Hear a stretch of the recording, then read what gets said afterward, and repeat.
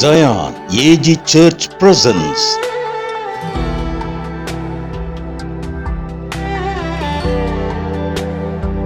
பாதைக்கு வெளிச்சம். சுத்த இதயத்தை என்னில் தாரும், நிலையான வாழ்வை நான் வாழ்ந்திட கிருபையால் நிரப்பிடுமே. உண்மையாய் வாழ்ந்திடவே சுத்த இதயத்தை என்னில் தாரும், நிலையான வாழ்வை நான் வாழ்ந்திட கிருபையால் நிரப்பிடுமே. உண்மையாய் வாழ்ந்திடவே கிருபையால் நிரப்பிடுமே. கிருபையின் ஆவியே, கிருபையால் நிரப்பிடுமே. கிருபையின் ஆவியே, கிருபை மேல் கிருபை தந்திடுமே. உண்மையாய் ஓடிடவே கிருபை மேல் கிருபை தந்திடுமே. உண்மையாய் ஓடிடவே சுத்த இதயத்தை என்னில் தாரும். கல்லான இதயம் வேண்டா, சதையான இதயம் என்னில் தாரும். கல்லான இதயம் வேண்டா, சதையான இதயம் என்னில் தாரும். உமக்குள்ளாக மகிழ்ந்திருக்க நிலையான ஆவியை தாரும். உமக்குள்ளாக மகிழ்ந்திருக்க நிலையான ஆவியை தாரும். நிலையான ஆவியை தாரும். ஆண்டவராகிய இயேசு கிறிஸ்துவின் இனிய நாமம் மகிமைப்படுவதாக. பாதைக்கு வெளிச்சம் என்கிற இந்த நிகழ்ச்சிக்கு உங்களை அன்போடு வரவேற்கிறோம். இன்றைய தியானத்திற்காக நாம் எடுத்துக்கொள்கிற கர்த்தருடைய வார்த்தை மார்க் 5ஆம் அதிகாரம் 34 வசனத்தை நான் உங்களுக்காக வாசிக்கிறேன். அவர் அவளை பார்த்து, மகளே, உன் விசுவாசம் உன்னை ரட்சித்தது, நீ சமாதானத்துடனே போய் உன் வேதனை நீங்கி சுகமாயிரு என்றார். And he said unto her, Daughter, thy faith hath made thee whole. Go in peace and be whole of thy plague. ஆண்டவராகிய இயேசு கிறிஸ்து இந்த உலகத்தில் மனித உறவில் தேவாதி தேவனுடைய தற்சுரூபமாக அவர் வாசம் செய்த பொழுது அப்போஸ்தலர் 10:38 சொல்கிறது, அவர் நன்மை செய்கிறவராய் சுற்றித் திரிந்தார். பிசாசின் பிடியில் அகப்பட்ட அனைவருக்கும் விடுதலை கொடுக்கிறவராக, சுகம் கொடுக்கிறவராக தேவன் அவரை அபிஷேகம் பண்ணினார் என்று பரிசுத்த வேதம் சொல்கிறது. ஆண்டவராகிய இயேசு கிறிஸ்து அவர் செய்த அற்புதங்கள் ஏராளம் ஏராளம். யோவான் சுவிசேஷ புஸ்தகம் கடைசி அதிகாரம் கடைசி வசனத்தில் யோவான் சொல்றாரு, அவர் செய்த அதிசயங்கள் அற்புதங்களை எல்லாம் எழுத வேண்டுமானால் இந்த உலகத்தில் இருக்கிற எல்லா புத்தகம் கொள்ளாது என்று சொல்கிறார்.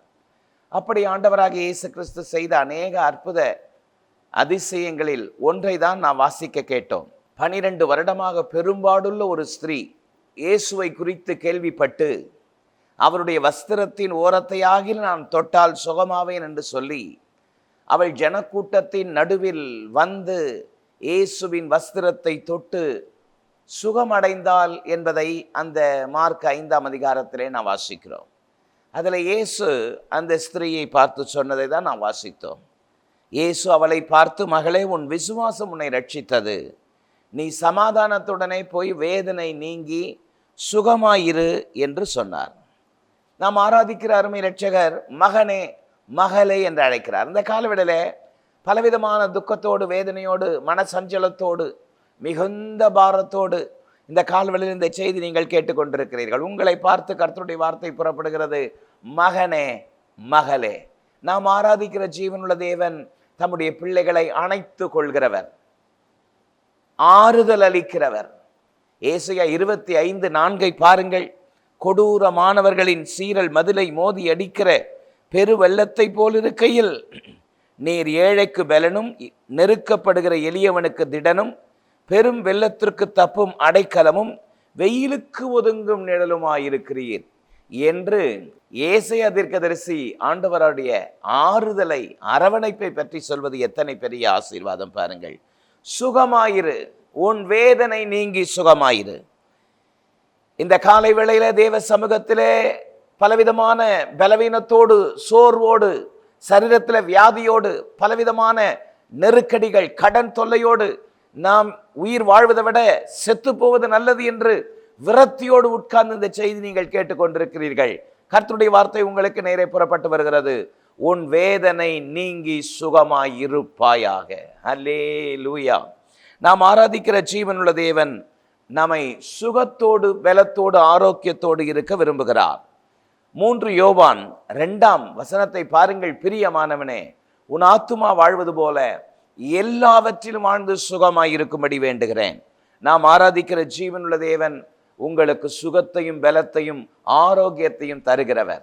என் தழும்புகளால் குணமானீர்கள் என்ற வார்த்தையின்படி இந்த செய்தியை கேட்டுக்கொண்டிருக்கிற உங்களுடைய வாழ்க்கையில, உங்கள் சரீரத்தில் தெய்வீக சுகம் உண்டாவதாக. சமாதானம் இல்லாமல் மனம் உடைந்திருக்கிற உங்களுடைய வாழ்க்கையில தேவ சமாதானத்தை தந்திடுவாராக. அல்லேலூயா. இந்த காலவெளியிலே இந்த வசனத்தில் அடங்கியிருக்கிற தேவ சத்தியத்தை நான் உங்களுக்கு சொல்லும்படி விரும்புகிறேன். கர்த்தர் நமக்கு கொடுக்கிற சுகம் எப்படிப்பட்ட சுகம்? நம்பர் 1, முதலாவது, அது வேதனை இல்லாத சுகம். தேவன் தருகிற ஆசீர்வாதங்கள், தேவன் தருகிற சுகம், அவைகள் வேதனை இல்லாதது என்பதை முதலாவது நாம் அறிந்து கொள்ள வேண்டும். நம்முடைய வாழ்க்கையிலே கிடைக்க பெறுகிற ஆசீர்வாதங்கள், சௌகரியங்கள், சுபிட்சங்கள் வேதனையோடு இருந்து என்ன பிரயோஜனம்? ஆனால் கர்த்தர் கொடுக்கிற எந்த அனுகிரகமும் ஆசீர்வாதமும் அது வேதனை இல்லாதது. அதைத்தான் மார்க் 5:34 வாசித்தோம், உன் வேதனை நீங்கி சுகமாயிரு. இந்த செய்தியை கேட்டுக்கொண்டிருக்கிற அன்பு சகோதரா, பலவிதமான வேதனைகள், நெருக்கடிகள், சஞ்சலங்கள், மனசஞ்சலத்தோடு இந்த வார்த்தையை கேட்டுக்கொண்டிருக்கிறீர்கள். கர்த்தருடைய வார்த்தை உங்களுக்கு நேரே தீர்க்கதரிசனமாய் புறப்பட்டு வருகிறது, உன் வேதனை நீங்கி சுகமாயிரு. கர்த்தர் கொடுக்கிற சுகம் வேதனை இல்லாத சுகம் என்பதை முதலாவது அறிந்து கொள்ள வேண்டும். நீதிமொழிகள் 10:22 சொல்கிறது, கர்த்தரின் ஆசீர்வாதமே ஐஸ்வர்யத்தை தரும், அதனோடே அவர் வேதனையை கூட்டார் என்று பரிசுத்த வேதம் சொல்கிறது. நம்முடைய வாழ்க்கையிலே கர்த்தருடைய ஆசீர்வாதம் தான் நமக்கு ஐஸ்வர்யத்தை தரும். ஆனால் கர்த்தர் கொடுக்கிற ஆசீர்வாதத்தில், ஐஸ்வர்யத்தில் வேதனை இல்லை, வேதனை இல்லை. நீதிமொழிகள் 15:16 பாருங்கள். சஞ்சலத்தோடு கூடிய அதிக பொருளிலும் கர்த்தரை பற்றும் பயத்தோடு கூடிய கொஞ்சம் பொருள் உத்தமம். பாருங்கள் எத்தனை உண்மை. கர்த்தர் உங்களுக்கு கொடுக்கிறது வேதனை இல்லாதது. வேதனை இல்லாத ஆசீர்வாதத்தை, வேதனை இல்லாத சுகத்தை, வேதனை இல்லாத அனுகிரகத்தை கர்த்தர் உங்களுக்கு தந்தருடுவாராக. உன் வேதனை நீங்கி சுகமாயிரு என்ற வார்த்தையின்படி 1 பேதுரு 5:7 சொல்கிறது, அவர் உங்களை விசாரிக்கிறவரானபடியால் உங்கள் கவலைகளை எல்லாம் அவர் மேல் வைத்து விடுங்கள். இந்த சத்தத்தை கேட்கிற சகோதரா, உங்கள் கவலைகள் எதுவா இருந்தாலும் அவர் மேல் வைத்து விடுங்கள். சங்கீதம் 55:22, கர்த்தர் மேல் உன் பாரத்தை வைத்து விடு, அவர் உன்னை ஆதரிப்பார். அல்லேலூயா. 2வது, மார்க் 5:34 அந்த சுகம் எப்படிப்பட்ட சுகம்? அது சமாதானத்தோடு கூடிய சுகம். நீ சமாதானத்தோடு போய் உன் வேதனை நீங்கி சுகமாயிரு. நாம் ஆராதிக்கிற ஜீவனுள்ள தேவன் சமாதானத்தை தருகிறவர். சமாதானம், சுகம், இது எல்லா இடங்களிலும் நீங்கள் வாசிக்க முடியும். சமாதானமும் சுகமும் எப்பொழுதும் ஒன்றோடு ஒன்று இணைந்திருக்கும். ஒன்று இல்லை என்றால் இன்னொன்று இல்லை. இருவரும் இணை பிரியாதவர்கள் என்று கூட சொல்லலாம். சமாதானம் இருக்கிற இடத்துல சுகம் இருக்கும், சுகம் இருக்கிற இடத்துல சமாதானம் இருக்கும். இந்த காலவெளியில இந்த சமாதானத்தையும் சுகத்தையும் கர்த்தர் உங்களுக்கு தருவாராக. சமாதானத்தோடு கூடிய சுகம் உங்களுடைய வாழ்க்கையிலே உண்டாவதாக. 122 சங்கீதம் 7 வசனத்தை நான் உங்களுக்காக சொல்கிறேன் பாருங்கள். உன் அலங்கத்திற்குள்ளே சமாதானமும் உன் அரண்மனைக்குள் சுகம் இருப்பதாக. Peace be within thy walls and prosperity within thy palaces. எத்தனை ஆசீர்வாதம்!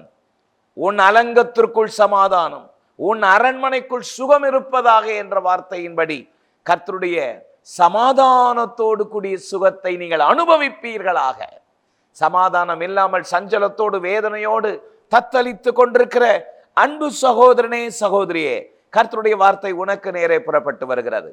ஏசாயா 26:3 பாருங்கள். உம்மை உறுதியாய் பற்றி கொண்ட மனதை உடையவன் உம்மையே நம்பி இருக்கிறபடியால் அவனை பூரண சமாதானத்தோடு காத்துக் கொள்வீர் என்ற வார்த்தையின்படி கர்த்தர் உங்களுக்கு பூரண சமாதானத்தை தருவாராக. யோவான் 14:27 சமாதானத்தை உங்களுக்கு வைத்து போகிறேன், என்னுடைய சமாதானத்தையே கொடுக்கிறேன் என்ற ஆண்டவராகிய இயேசு கிறிஸ்து இன்றைக்கு உங்களை பார்த்து சொல்கிறார். உங்களுடைய வாழ்க்கையில சமாதானம் இல்லாமல் அலக்கழிக்கப்படுகிறீர்களோ, வாழ்க்கையில பலவிதமான நெருக்கங்கள், வேதனைகள், சஞ்சலங்கள், போராட்டங்கள், கர்த்தர் இன்றைக்கு உங்களுக்கு சமாதானத்தோடு கூடிய சுகத்தை தருவாராக. உங்கள் இருதயம் கலங்காமலும் பயப்படாமலும் இருப்பதாக என்ற வார்த்தையின்படி தேவனுடைய சமாதானத்தோடு கூடிய சுகத்தை நீங்கள் அனுபவிப்பதற்கு கர்த்தர் உங்களுக்கு கிருபை செய்வாராக.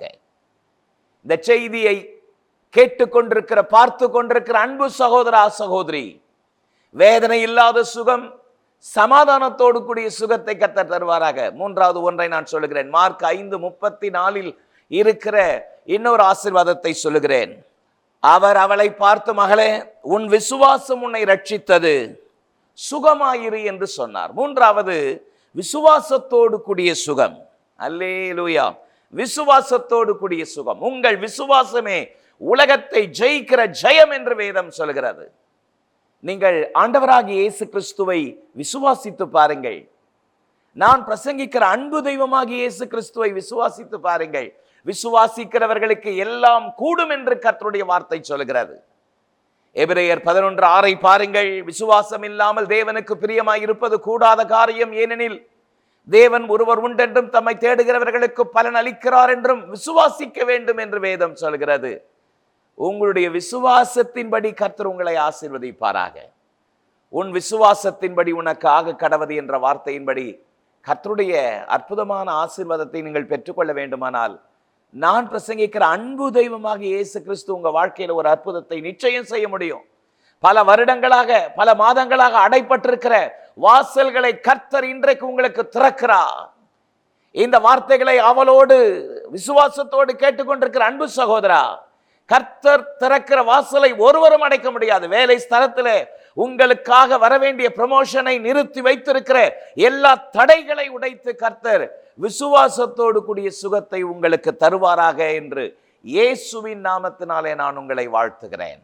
நீ சமாதானத்துடனே போய் சுகமாயிரு என்ற வார்த்தையின்படி இயேசு கொடுக்கிற ஆசீர்வாதம் சுகம். அது வேதனை இல்லாத சுகம், அது சமாதானத்தோடு கூடிய சுகம், அது விசுவாசத்தோடு கூடிய சுகம். இந்த காலவெளியிலே கர்த்தருடைய சமூகத்திலே உங்களை நீங்கள் அர்ப்பணிப்பீர்களானால் உங்களுக்கு நேரே புறப்பட்டு வருகிற வார்த்தை அதுதான். நீ சமாதானத்துடனே போய் உன் வேதனை நீங்கி சுகமாயிரு. உங்களுக்காக நான் ஜெபிக்கட்டுமா? மகா இரக்கமும் கிருபையும் உள்ள எங்கள் நல்ல பிதாவே, பாதைக்கு வெளிச்சம் என்கிற இந்த நிகழ்ச்சியிலே தங்களை அர்ப்பணிக்கிற நம்முடைய பிள்ளைகளுடைய வாழ்க்கையிலே கர்த்தருடைய கிருபை, அனுகிரகம், தயவு உம்முடைய பிள்ளைகள் மேல் இறங்குவதாக. கர்த்தாவே, இந்த நாளிலும் கூட வேதனையிலும் தத்தளிப்பிலும் சரீரத்திலே வியாதியிலும் ஆண்டவரே வேதனை அனுபவித்துக் கொண்டிருக்கிற நம்முடைய பிள்ளைகளுடைய வாழ்க்கையில தெய்வீக சுகம் இப்பொழுதே உண்டாவதாக. உம்முடைய விலையேற பெற்ற ரத்தத்தை தெளிக்கிறேன். உன் வேதனை நீங்கி சுகமாயிரு என்ற வார்த்தையின்படி கிருபை உண்டாகட்டும். இயேசுவின் மூலம் ஜெபம் கேளும் எங்கள் ஜீவனுள்ள நல்ல பிதாவே, ஆமென். இந்த நிகழ்ச்சி உங்களுக்கு ஆசீர்வாதமாக இருந்திருக்கும் என்பதில் எந்த சந்தேகமும் இல்லை. கர்த்தர் உங்களை ஆசீர்வதிப்பாராக. God bless you. Zion AG திருச்சபையின் ஆராதனை நேரங்கள். முதல் ஆராதனை ஞாயிறு காலை 6:30 மணிக்கு, இரண்டாவது ஆராதனை ஞாயிறு காலை 9 மணிக்கு, மூன்றாம் ஆராதனை மற்றும் வாலிபருக்கான ஆராதனை காலை 11:15 மணிக்கு, மாலை ஆராதனை 6:30 மணிக்கும், சிறுவர் ஆராதனை ஞாயிறு காலை 7:30 மணிக்கும் மற்றும் 10:30 மணிக்கும் நடைபெறுகிறது. இவ் ஆராதனைகளில் பங்கு பெற்று இறையாசியை பெற்று மகிழுங்கள். நீங்கள் தொடர்பு கொள்ள வேண்டிய எங்கள் முகவரி: ரெவரண்ட் பி. சுதாகரன் சாமுவேல், தலைமை போதகர், சியோன் ஏஜி திருச்சபை, எண் 8, புத்தர் தெரு, காமராஜபுரம், செம்பாக்கம், சென்னை 73. தொடர்புக்கு 9382111727 மற்றும் 9381111727.